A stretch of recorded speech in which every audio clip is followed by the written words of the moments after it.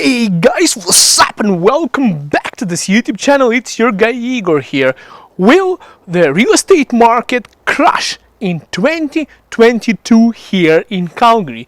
I get this question from a lot of people from Toronto and from Vancouver, and in fact there has been a news saying that the market went down for the first time in 2 years. Well, and of course that is happening in Toronto and Vancouver markets.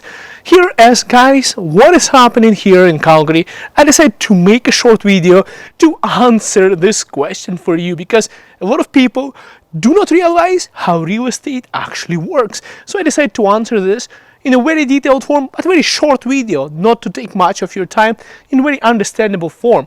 Guys, here's what's going on. The news comes out, scares everyone off, and that's what the news are for. Clickbait, to make people believe something.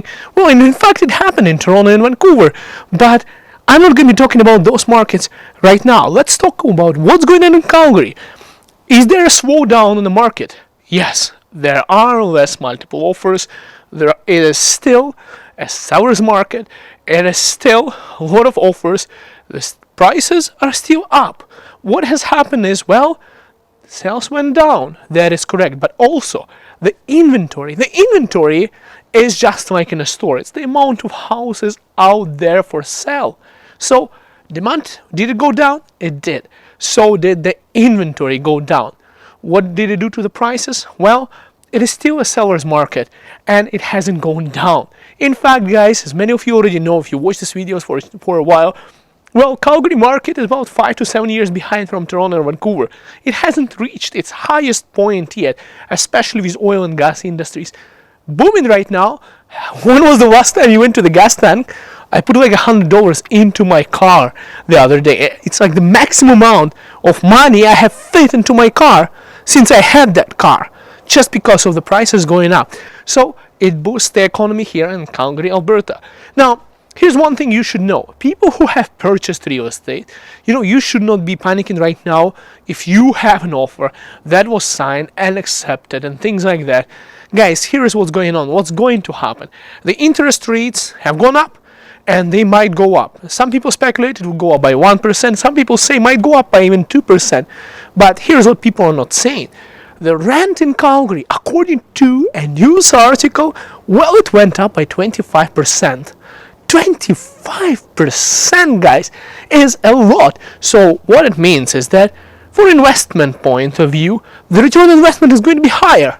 So investors are not going to be selling their properties. Those people who have purchased their properties, they're going to be locked in those agreements with their mortgages for next 5 years, whether it's fixed or variable rate. By the way, guys, if you're interested in mortgages, my wife, Nita Realtor, contacts her in the description of this video. She's with Clear Trust Mortgages. And myself, I'm a realtor here in Calgary, Alberta, with eXp Realty. And all the contacts will be in the description of this video. Anyways, back to the topic. Here's, guys, what's happening. Those investors who have purchased the property, nobody is going to, well, nobody in their common senses is going to sell the property if it goes down. So what people would do, they would wait. Here's, guys, the situation. I was just replying to one of the comments on my previous video, and that's how I got inspired for this video. A person asked me about the prices going down, what's going to happen. Well, look at it this way. If you have purchased the property and or stocks for that matter, you invested as an investor and the prices would go down a little bit, they would wait it out. So this way, what is happening to the market is those investors who have already invested, they wouldn't sell it at a lower price. Therefore, they would not put the property for sale on the market and they would wait for at least a couple of years, maybe even 5 years. It would create a lesser inventory. And the lesser the inventory is on the market, guys, by the way, can you hear the birds going crazy? I think they're building a nest on top of my house. Woo! Anyways, guys, my backyard, this is the Canada gooses are flying over. I don't know what's going on, guys. World is going nuts. Anyways, with the real estate, guys, they're going to wait out. They are going to keep their properties. They'll create a shortage of inventory. There will be less buyers because the mortgages are so much more expensive now. But there will also be less houses for sale. It would balance itself out in a way, guys, that the prices are not going to go down. And when the situation improves, And when things start and maybe interest rates would go down, well, here's what's going to guys happen. Oh my god, I should not be recording in my back here. There's things are flying all over here. Wow. I have to go back to my studio, but the kid is sleeping. So when the interest rates would go down, guys, the real estate market has a lag and there is a lock-in rate. So people are not going to be putting it for the house. And basically, short answer for that, prices are not going to go down as some of people are expecting it right now. It's not, when the prices are going up, they do go up. But when the prices go down, the sellers tend to resist it. There is a certain amount of resistance in the market, and they're not going to put their properties for sale at a lower price. They would wait it out to go higher, and this would actually spike up the prices. And well, or slow them down from going down, or even push them up. Because even though there will be less people to buy properties, there will be even less people to sell the properties, and it would still push the prices up.